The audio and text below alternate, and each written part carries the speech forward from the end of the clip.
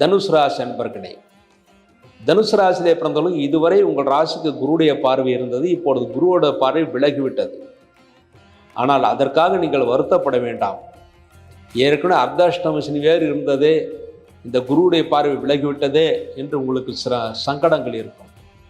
பொதுவாக அதிசாரத்தில் குரு வேறு ராசிக்கு போனாலும் முந்தைய ராசி பலனைத்தான் தருவார் என்று ஜோதிட சாஸ்திரங்கள் கூறுகிறது.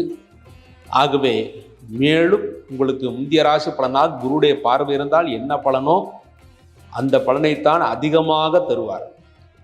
ஆனால் அஷ்டமத்தில் குருபான் வருவது ஆரோக்கியத்தில் சிறு சிறு குறைபாடுகளை ஏற்படுத்தி கொடுப்பார். மற்றபடி பெரிய தோஷங்களை ஏற்படுத்த மாட்டார். முக்கியமாக உணவு உண்ணுகின்ற விஷயத்தில் மிகுந்த அக்கறை தேவை. உங்களுக்கு எந்தெந்த உணவு உங்களுக்கு உடலுக்கு ஒத்துக்கொள்ளாதோ அந்த உணவுகளை தவிர்த்தாலே போதுமானது. என்றால் அஷ்டம் குரு என்பது வயிற்று நோயை கொடுக்கும் என்றுதான் கூறுவார்கள். ஆகவே வயிற்றுக்கு ஒவ்வாத பொருட்களை சாப்பிடுவதை தவிர்த்து விட்டாலே அந்த அஷ்டம் குரு எதுவுமே செய்யாது, அந்த அதிசார குருவும் எதுவுமே செய்யாது.